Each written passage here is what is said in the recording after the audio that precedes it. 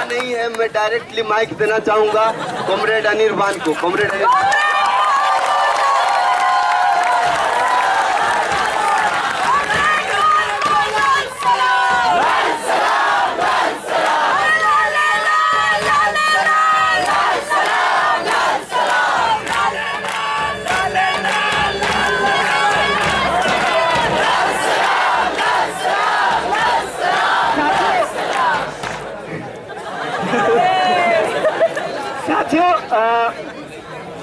पहली बात यह है कि ये जो जमावड़ा है इसको बहुत मिस किए हैं हम लोग। बहुत बार जेल के अंदर लगता था, जब टीवी में अखबार में देखते थे इस जमावड़ा को, इस भीड़ को, लगता था काश हम भी वहां पे होते। जिस दिन हम कॉमरेड कन्हैया को यहाँ पे स्पीच देते हुए देखा, हम लोगों को लगा काश हम वहां पे स्लोगन लगाते होते। लेकिन हमको खुद को तसल्ली देते हैं, एक दूसरे को तसल्ली देते थे कि हम अपने रिलीज के लिए तो मार्च नहीं कर सकते हैं ना, इसलिए थोड़ा और इंतजार करते हैं, उम्र वक्त आएगा।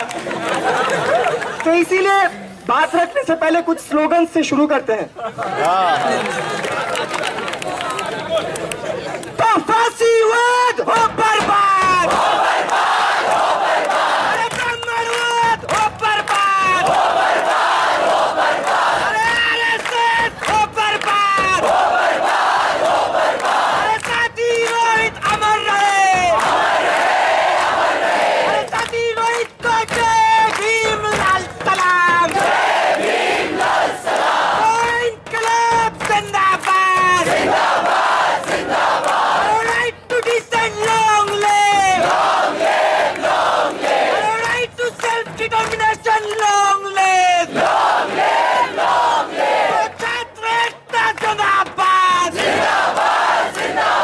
साथी एक और नारा लगाएंगे, उसका सेकंड में याद रखिएगा कि खाकी निक्कर अभी और नहीं है, तो खाकी फुल पैंट और भगवा झंडा बोलिएगा, नहीं तो कंटेम्प्ट लग सकता है।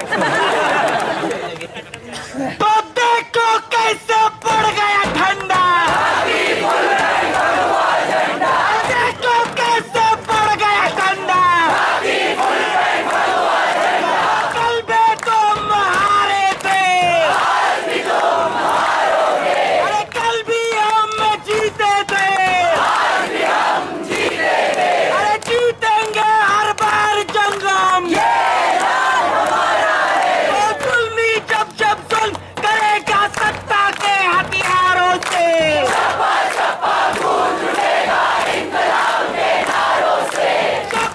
चप्पा गूंज उठेगा इनकलाब के नारों से।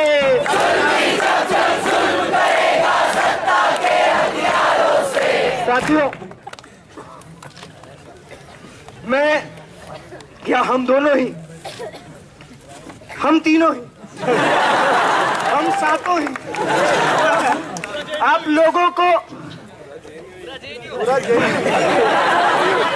हम सब आप लोगों को, सिर्फ यहाँ पे मौजूद लोगों को नहीं, पूरे देश में जो जनवाद पसंद लोग, पूरे दुनिया में जो जनवाद पसंद लोग हमारे साथ खड़े हुए हैं, उनको शुक्रिया अदा या थैंक यू करके उनको बिलिटिल, उनको छोटा नहीं करना चाहूंगा, क्योंकि हमको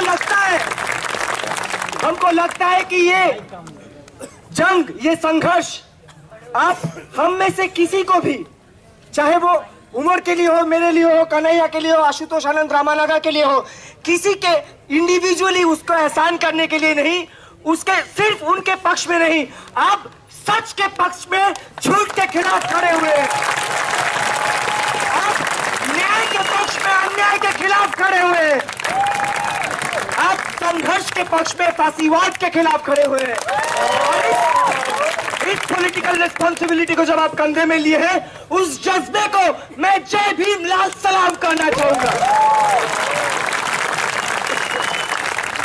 खैर, हालात ऐसी है कि पता नहीं क्यों मुझे आज दोपहर से मैं उमर को बोल रहा था कि और कुछ हो ना हो, केस वगैरह और कुछ भी हो ना हो, लेकिन शायद हमारा जुबान सब्जुडिस है, तो इसीलिए उसको मद्देनजर रखते हुए आप लोगों के सामने फिर भी हम अपनी मन की बात कहेंगे।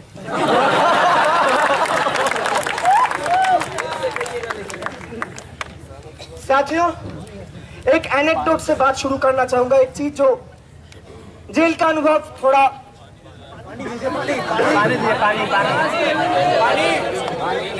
जो 1.5 महीना रहा, इस पूरे अनुभव को जैसे उमर ने भी कहा,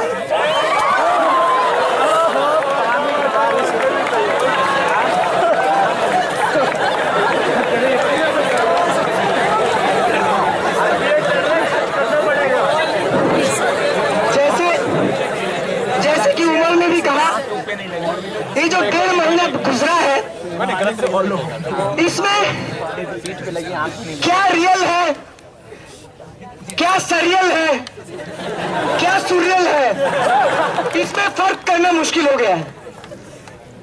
रियलिज्म, सुरियलिज्म और सरियलिज्म में फर्क करना मुश्किल हो गया है। तो ऐसे ही एक एनेक्डोट बताते हैं। हम लोगों को जेल नंबर 1 में रखा गया था शुरू में। कॉमरेड कन्हैया का बेल होने के बाद हम लोगों को जेल नंबर 3 में शिफ्ट किया गया। मैं खुद कन्हैया के सेल में ही रहा। उसके बाद मेरे बाजू वाले सेल में उमर रहे। जब ये शिफ्टिंग चल रहा था तो सामने कुछ पुलिस वाले आपस में बात कर रहे थे कि पता सुरंग मिली है। तो वो लोग बोले कहीं जेल में तो नहीं मिल गई सुरंग। फिर जब सेल में गए तो अखबार मिला। अखबार का फ्रंट पेज का खबर है कि विधानसभा का जो बिल्डिंग है उसके नीचे सुरंग मिली है। पूरा कवर स्टोरी, मतलब फ्रंट पेज में पूरा लिखा हुआ है कि सुरंग तकरीबन 7 किलोमीटर लंबा है। ये सुरंग विधानसभा से रेड फोर्ट तक जाती है। और इसको किस लिए यूज किया था, पूरा स्टोरी है वहां पे कि फ्रीडम फाइटिंग के टाइम पे जो फ्रीडम फाइटर्स थे जिनको अंग्रेज सेडिशन या ट्रीजन के चार्ज में रेड फोर्ट प्रिजन में रखते थे, विधानसभा जब 1925 से 1947 तक एक कोर्ट के रूप में, ब्रिटिश कोर्ट के रूप में यूज किया जाता था, उस दौरान फ्रीडम फाइटर्स जिनको सेडिशन के चार्ज में बनना बंद किया जाता था, जो लोग आजादी के नारे लगाते उनको बंद किया जाता था सेडिशन या ट्रीजन के जुर्म में, उनको उस टनल के थ्रू रेड फोर्ट प्रिजन से विधानसभा तक ले आया जाता था और उसके बगल में जो फांसी यार्ड है वहां पे लटकाया जाता था। आज के दिन पे अपेरेंटली वहां पे उस सुरंग के ऊपर, जहां पे सुरंग मिली उसके ऊपर मीडिया बैठती है। सुन के मुझे गजब लगा। सही है, क्योंकि आज के डेट पे सुरंग का जरूरत नहीं है। हमारे जो मीडिया के भाई लोग हैं, यही लोग आज जो आजादी का नारा उठाते हैं, आज जो जस्टिस का बात करते हैं, उनको बहुत बाखूबी विदाउट टनल, विदाउट सुरंग, सड़कों से, यूनिवर्सिटी से उठाकर फांसी यार्ड या जेल तक पहुंचा देती है। ऑब्वियसली मीडिया के नीचे सुरंग और यूज नहीं हो रहा है। कॉर्पोरेट मीडिया आ जाने के बाद सुरंग और जरूरत नहीं पड़ता है। लेकिन मजे की बात यहां पे खत्म नहीं होती है। उसके 8 दिन बाद एक और स्टोरी देखते हैं कि जिस चीज के बारे में हमारे मीडिया के साथी फ्रंट पेज में एक स्टोरी लिखे थे, वो सुरंग उस विधानसभा से निकलकर उस बिल्डिंग में क्रॉस करता है कि नहीं किसी को पता नहीं। 7 किलोमीटर अपेरेंटली हो बोल दिया गया था। उसका क्या रीजन था, उसका क्या यूटिलिटी था, किसी को नहीं पता है। और ये सुरंग उस रूम के बाहर तक भी जाता है कि नहीं, इसका भी कोई पुष्टि नहीं हुआ है।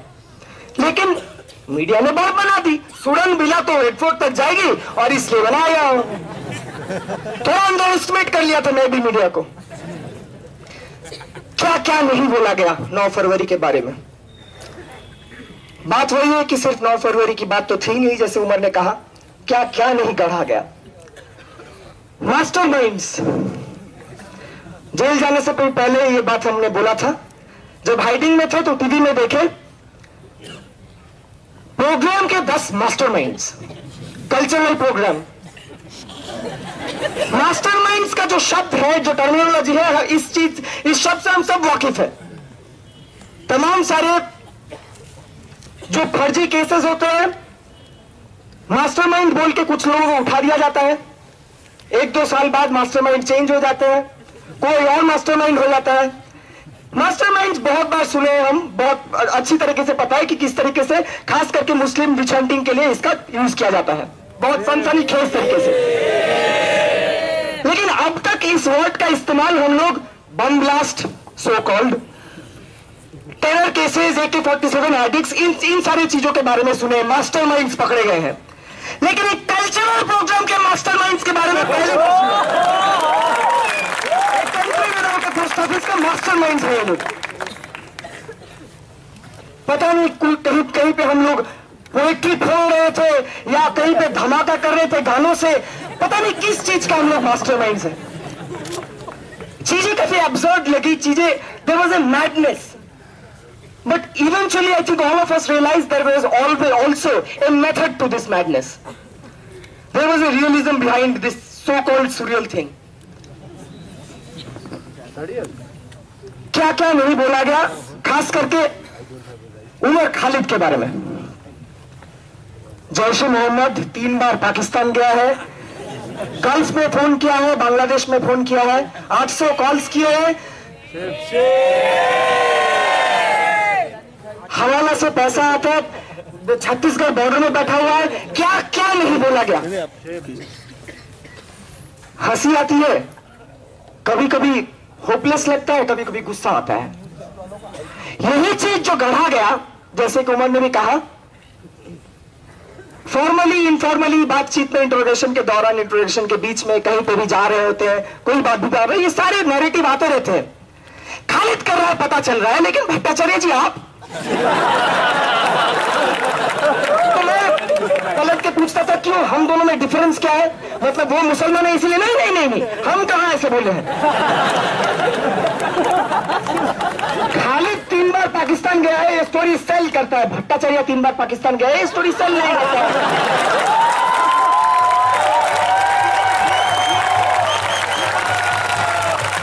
स्टोरी बननी चाहिए अच्छे से, TRP मिलना चाहिए 56 चैनल से। एक ने सच बोल दिया तो दूसरे को क्यों देखेगा कोई?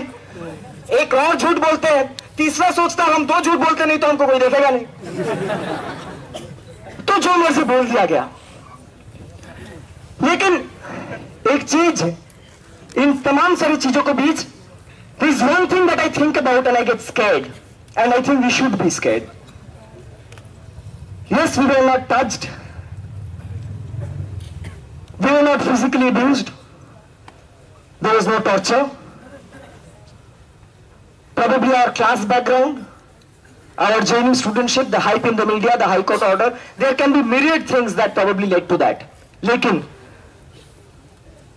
अगर उमर खालिद मदरसा जाता था, मदरसा एजुकेटेड हुआ होता, आजमगढ़ से हुआ होता, अगर उमर खालिद जुम्मे के दिन मस्जिद जाता होता, अगर हम दोनों मुसलमान होते और आजमगढ़ से होते, तब क्या होता? सही बात। तब हमारे साथ कैसे बर्ताव किया गया होता स्पेशल सेल के अंदर? तब हमारे साथ कैसे बर्ताव किया गया होता आरकेपुरम में? तब हमारे साथ कितने लोग खड़े होते? ये चीज सोच के हमको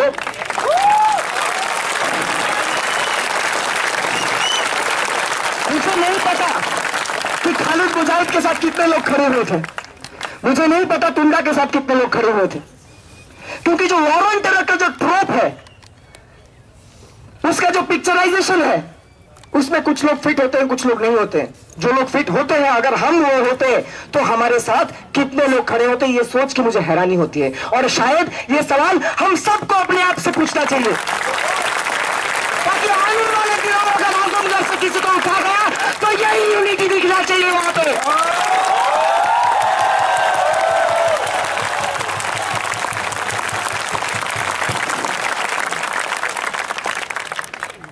नेशनल एंटी नेशनल, मुझे लगता है यहाँ पे इस चीज के बारे में काफी बहस हुआ होगा। जब हाइडिंग में थे, जब जेल में थे, अखबार देखते थे, टीवी देखते थे, कुछ चीजें हमें भी चुभती थी। वैसे जैसे बोले, कभी कभी हंसी आता था, कभी गुस्सा आता था, कभी बहुत फ्रस्ट्रेशन होता था। कौन तय कर रहा है नेशनलिज्म, कौन किसको बोल रहा है एंटी नेशनल, ये सारे सवाल हम सब सोचे हैं, एक साथ सोचे हैं। टीवी में देख रहा हूं कि बुंदेलखंड, यावतमाल, देश के करीब 50% से ज्यादा खेती इलाकों में ड्राउट है। बुंदेलखंड में इस ड्राउट के बीच, इस भूखमरी के बीच मिड डे मील्स बंद कर दिया जाता है। चैनल बदलता हूं तो दिखता है कि सबसे सस्ता मोबाइल फोन लॉन्च हुआ है, स्मार्टफोन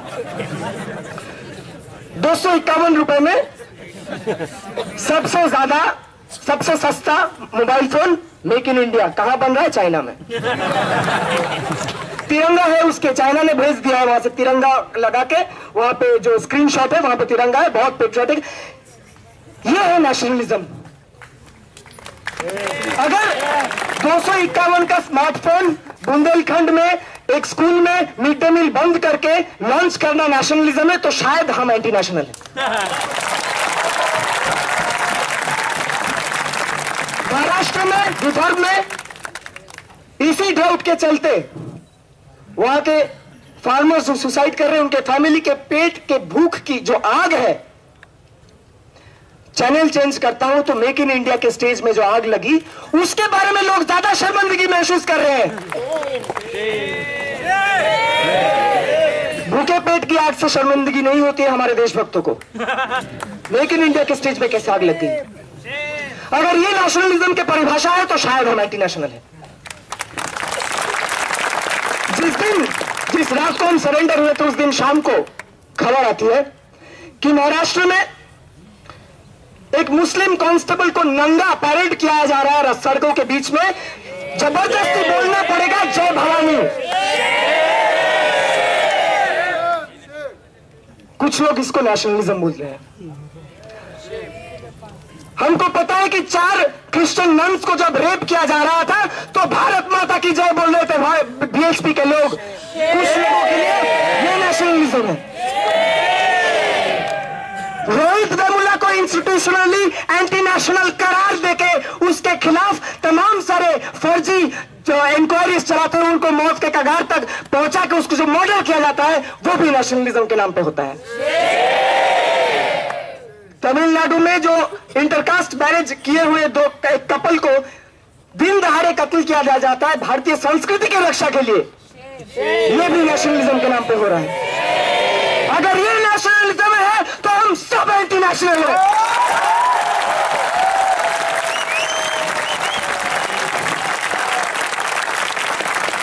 साथियों, इस देश के खनिज संपदा को लूट लो। OLX राज चल रहा है इस देश में, बेच दो। खनिज संपदा बेच दो, शिक्षा बेच दो, जमीन बेच दो, ईमान बेच दो। सब कुछ बिकता है, क्योंकि यह सब कुछ बिकता है। इस OLX राज अगर नेशनलिज्म है तो हम एंटी नेशनल ही है। साथियों, अगर यूज्ड कॉन्डोम गिनना नेशनलिज्म है, अगर एक घोड़े को मार देना, उसके टांग तोड़ देना नेशनलिज्म है,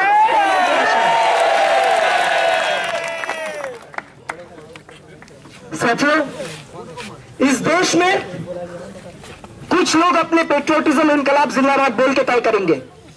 साथियों, कुछ लोग इस देश में अपना पेट्रियोटिज्म जय भीम बोल के तय करेंगे। साथियों, कुछ लोग इस देश में अपना पेट्रियोटिज्म जय हिंद बोल के तय करेंगे। लेकिन भारत माता की जय ही बोलना पड़ेगा, नहीं तो आप पेट्रियोटिक नहीं है। इस चीज के हम खिलाफ हैं।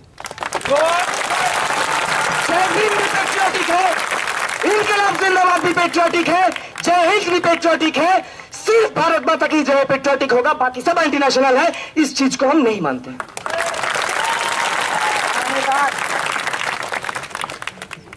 नेशनल एंटी नेशनल तो हुआ, ये चीज चला, बहुत चला, बांट दिया गया खेमों में। मीडिया वाले भी बहुत अच्छी तरह से समझ गए एक दिन कोर्ट जाके कितना आसान है एंटी नेशनल बनना। विक्रम चौहान ने लाठी लेके समझा दिया कि एंटी नेशनल बनना कितना आसान है इस देश में। सच में सोचना शुरू कीजिए, एंटी नेशनल हो जाएंगे आप सब। साथियों, एक और चीज हम सुने थे उस टाइम, मीडिया में बहुत चल रहा था, लोगों का अपेरेंटली खून बहुत खौल रहा था। ये जेएनयू में क्या हो रहा है देख के हमारा खून खौलता है। आए दिन सुन रहे लोगों का खून खौलते जा रहा है। क्या क्या चीजें हो रहा है जेएनयू में, शर्मिंदगी से हमारा खून खौलता है। मीडिया में यही सब चल रहा था। हम इन लोगों से पूछना चाहेंगे कि आपका खून कब खौलता है और कब नहीं खौलता है, ये तय कौन करता है? साथियों, जब मुसलमानों का कत्लेआम किया जाता है गुजरात में, हाशिमपुरा में, मुजफ्फरनगर में, तब आप लोगों का खून नहीं खौलता। जब शंकर बीघा में, बाथानी टोला में, सुंदरू में दलितों का कत्लेआम किया जाता है, तब आप लोगों का खून नहीं खौलता। जब सड़के गुडा एराकमेट्टा में रात के अंधेरे में 30-35 आदिवासियों को घेर के अंधाधुंध गोली चला के मार दिया जाता है, वो तो अखबार तक भी नहीं आती है, उससे भी आपका खून नहीं खौलता। साथियों, जब गुलाम पशपोरा होता है, जब इंफल में महिलाएं निर्वस्त्र होके एक क्लॉथ पैनल लेके बोलते हैं इंडियन आर्मी रेप अस, तब आप लोगों का खून नहीं खौलता है। साथियों, जब दिन दहाड़े कलबुर्गी को, पंसारे को, जब दिन दहाड़े गंटी प्रसादम को, जब दिन दहाड़े पंसारे को गोलियों से मार दिया जाता है या तलवारों से काट दिया जाता है, तब आप लोगों का खून नहीं खौलता है। इस देश में जब 77% लोग 20 रुपए से कम में अपना रोजगारी, अपना दिन गुजार रहे हैं, every day they earn less than 20 rupees, they lead their life less than 20 rupees, जब 77% लोग ऐसे जी रहे हैं, आप लोगों का खून नहीं खौलता है। जब इस देश में महिलाओं को एक लाइफ ऑफ डिग्निटी तो दूर की बात उनको बोला जाता है आरएसएस द्वारा कि आप लोग घर में रहिए और पुरुष बाहर जाएगा, आप लोगों का खून नहीं खौलता है। तमाम सारे जो फार्मर सुसाइड हो रहे हैं, जो वर्कर्स, जो मारुति के वर्कर्स से लेकर तमाम सारे वर्कर्स का बेसिक यूनियनाइजेशन का राइट को कुचल दिया जाता है, आप लोगों का खून नहीं खौलता है।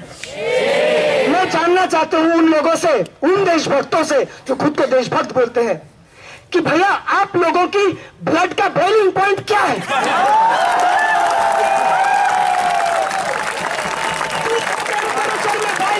भाई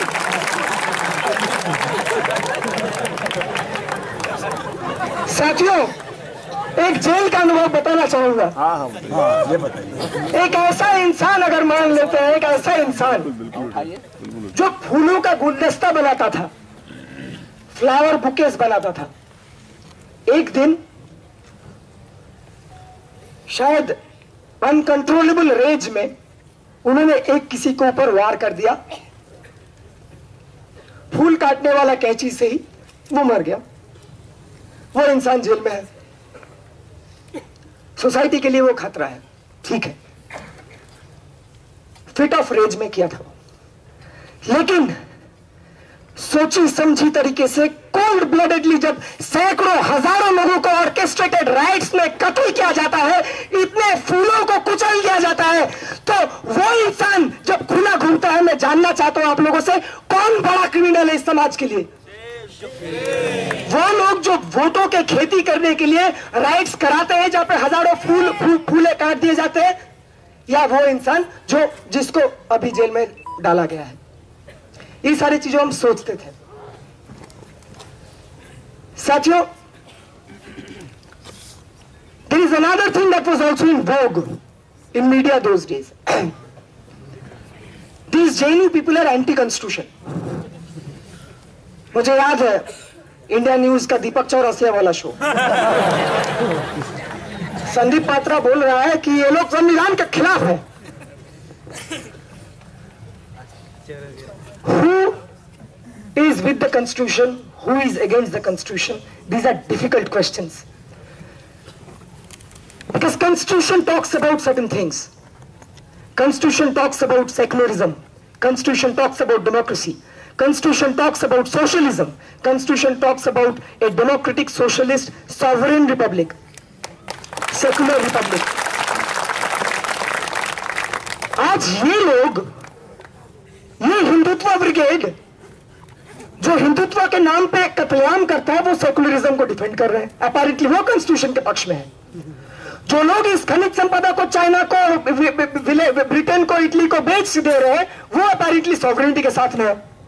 जो लोग, जिनको अम्बेडकर ने कहा था कि यही लोग आरएसएस के भगवा झंडेधारी, यही लोग डेमोक्रेसी के सबसे बड़े दुश्मन है, जिसको अम्बेडकर आइडेंटिफाई किया था, वो आज बोल रहे हैं कि वो कॉन्स्टिट्यूशन के पक्ष में है।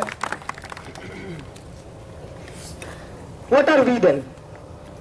Because we believe it is not enough to just swear by a book, because that book talks about certain words, and let me tell you guys, we all know this, that secularism, democracy, sovereignty, socialism, republic, these are not just words, they are ideas, and we must fight for these ideas.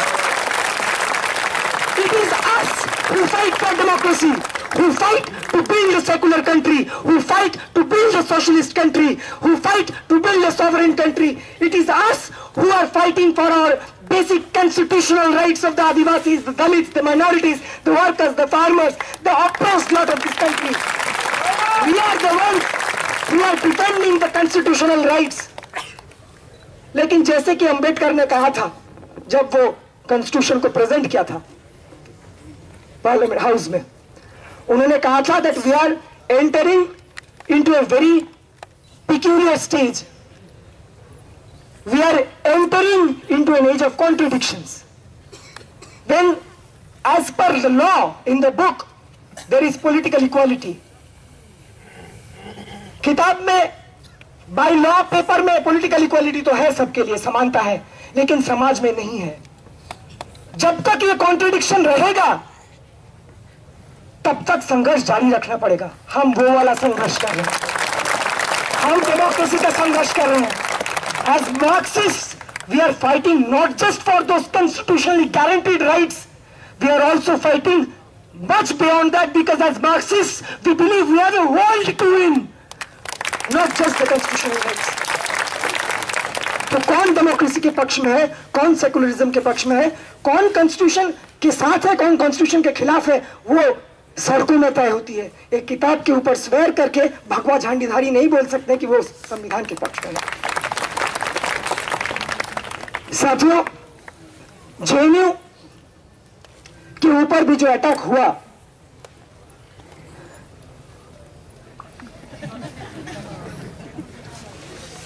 JNU के ऊपर भी जो attack हुआ, वो सिर्फ और सिर्फ इसीलिए हुआ क्योंकि हम लोग इन सारे राइट्स के बारे में बात करते हैं, क्योंकि हम सोचते हैं, क्योंकि हम आवाज उठाते हैं, क्योंकि हम बदलाव की बात करते हैं, बेहतर समाज की बात करते हैं। कैसे करते हैं? पुलिस वाले पूछते हैं क्या करते रहते हो जेएनयू के लोग, इनकलाब जिंदाबाद, ये वो। अरे अपना पढ़ाई पे ध्यान दो, करियर बनाओ और अच्छा काम करो। हम उनको बोलते थे जी न्यूज ने दिखा दिया, आपने मन बना लिया। हम क्या काम करते हैं? जेएनयू में हमको सबसे बड़ी सीख, सबसे फंडामेंटल सीख क्या मिलती है? अपने क्लासरूम में हो या ढाबा में बैठ के हो, अपने टीचर्स से हो या अपने कॉमरेड्स या साथी के पक्ष से हो, वो होता है सवाल करना। हम सवाल करना सीखते हैं, हम डिफरेंस रखना सीखते हैं, हम डिफर करना सीखते हैं, क्रिटिकलिटी सीखते हैं। हम आपस में तो बहुत झगड़ा करते हैं। कोई भी जो मीडिया वाले हैं वो किसी भी प्रेसिडेंशियल डिबेट पे आ जाए और देखे कि यहाँ पे जो लोग आज साथ में एक साथ गले मिल रहे हैं वो उस प्रेसिडेंशियल डिबेट में क्या करते हैं। हम एक दूसरे से डिफर करते हैं, वेहेमेंटली डिफर करते हैं, लेकिन अगर कोई आके बोल दिए कि आप डिफर कर नहीं सकते हैं, तो हम इस साथ में मिलकर आपको दिखा देंगे क्या।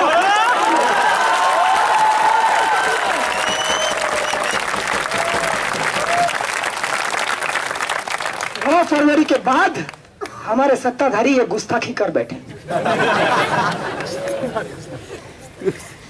It is this criticality, it is this will to question that we have learned from our teachers, that we have learned from our friends, from our institution, from JNU. It is because of this criticality I told the police officers while having a chat that it is because of this criticality that my own friends were suspended from this university from their academic responsibilities because they were fighting in 2006 for the minimum wages to be ensured to the workers of this university. It is this criticality that stops us from being cogs in your wheels, from being bricks in your walls, from being ships in your sheepish heads. It is this criticality that teaches us to question, जो गड़ों मठों को सवाल करना सिखाते हैं, status को break करके एक बेटर डेमोक्रेटिक सोसाइटी बनाने का सिखाते हैं। हमने उनको कहा that it is because of this criticality that this institution has the most unique, socially inclusive, democratic admission policy, because of which we have quartile points। इस क्वार्टाइल पॉइंट्स के चलते इस देश के कोने कोने से अंदरूनी इलाकों तक जो छात्र छात्राएं हैं उनको 5 पॉइंट एक्स्ट्रा दिया जाता है। ये हम लोगों ने लड़के हासिल किया है, किसी सरकार का देन नहीं है। जो डेप्रिवेशन पॉइंट का सिस्टम है वो हम लोगों का, टीचर्स का, स्टूडेंट्स का साथ के मिलके ये हम तय किए थे, और उसी से इस कैंपस इंक्लूसिव है, उसी से इसका फी स्ट्रक्चर कम है, उसी से यहाँ पे देश के पिछड़े इलाकों से गरीब, आदिवासी, दलित छात्र छात्राएं, जो महिलाओं को यहाँ पे एक्स्ट्रा पॉइंट्स मिलता है डेप्रिवेशन पॉइंट्स के तहत कि यहाँ पे 60% महिलाएं पढ़ती है, वो खुली सड़क पे रात को 3 बजे तक पढ़ सकती है। इस देश इसको आप एंटी नेशनल कहेंगे, इस जेएनयू को आप एंटी नेशनल कहेंगे? It is because of this criticality that we have achieved these things. It is because of this criticality that we have intervened for justice from the times of emergency till the times of 16th December. It is because of this criticality that we have spoken from Kashmir till Palestine. It is because of this criticality that we have spoken for the right to self-determination. It is because of this criticality that we have spoken against the killing of Rohit Vemulla, against Khairlanji, against Pathanitola. It is this criticality that compels us to speak truth in the face of power, and we will continue doing that. साथियों, आप सबको पता है, हमसे ज्यादा पता है कि ये सिर्फ जेएनयू का मसला है नहीं। आज के दिन पे तमाम सारे यूनिवर्सिटीज में, तमाम सारे एजुकेशनल स्पेसेस में आज अगर कहीं पे भी ऑपोजिशन है तो संसद में बैठे हुए ऑपोजिशन पार्टीज को भी हम स्टूडेंट्स ही मुद्दे दे रहे हैं। आज मुद्दा क्या है? रोहित वेमुला है। आज मुद्दा क्या है? जेएनयू है। आज मुद्दा क्या है? एफटीआईआई है। आज मुद्दा क्या है? इलाहाबाद है। आज मुद्दा क्या है? जादवपुर है। हम स्टूडेंट्स ऑपोजिशन है।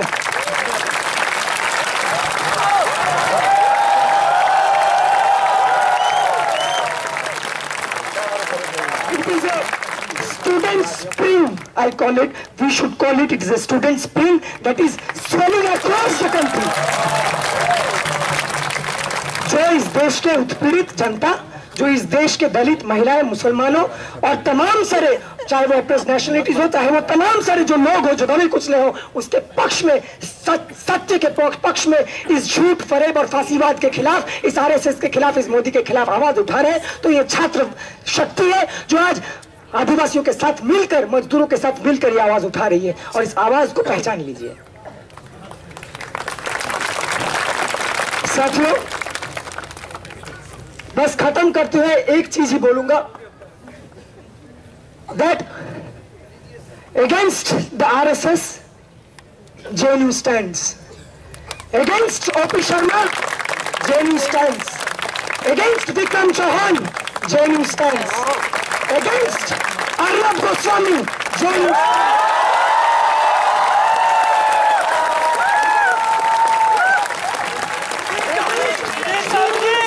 JNU stands. Against Deepak Chaurasia, JNU stands. Against Brahmanism, JNU stands. Against the killing of Rohit, JNU stands. And as you know, JNU does not stand alone. We stand united. जो lesson, जो शिक्षा, जो पाठ हम लोगों को रोहित वेमुला में सिर्फ अपने लाइफ में नहीं, अपने डेथ में भी सिखा के गया है। उसी संघर्ष को हम आगे बढ़ा रहे हैं। जिस चीज के लिए उनको इंटरनेशनल बोल दिया गया था, जब हमारे ऊपर वो हुआ तो सही यूनिटी हम उसी संघर्ष में स्थापित किए और स्टैंड विद जेएनयू और जस्टिस फॉर रोहित एक साथ सड़कों पर गूंजा। वो पावर है हमारी यूनिटी में और ये पावर रहेगी। तो इसी के साथ खत्म करते हुए एक लास्ट स्लोगन लगाएंगे कि प्रतिवाद में, प्रतिरोध में, प्रतिशोध में कामरेड। साम्यवाद, प्रतिवाद, आरएसएस के खिलाफ कामरेड।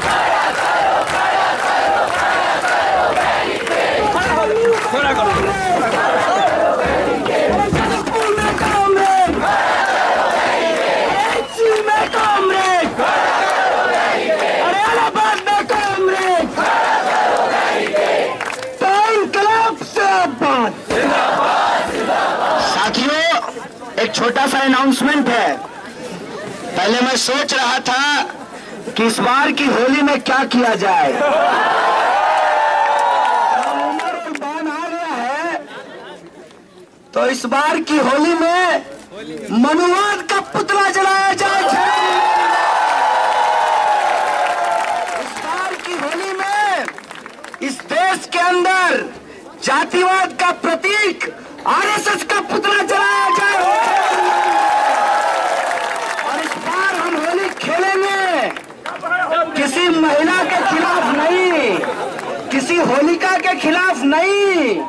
इस देश के अंदर जो ऊंच नीच की संस्कृति है उसके खिलाफ। और ये होली होगी अनहोली के खिलाफ दोस्तों। सब लोगों से जो बात उमर और बान ने कही है वो ये है, अरे भाई गब्बर की तरह मत पूछो कि कब होली है।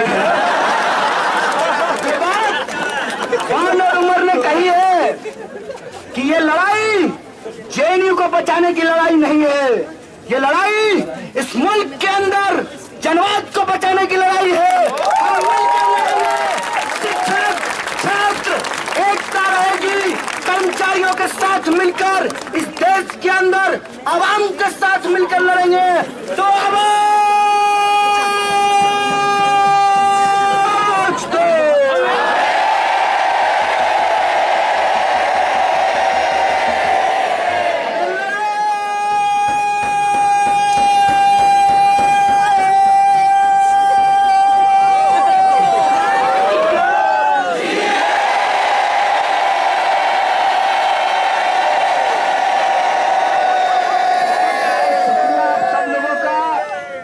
स्वागत कीजिए भरपूर अपने साथी उमर और अनिर्बान।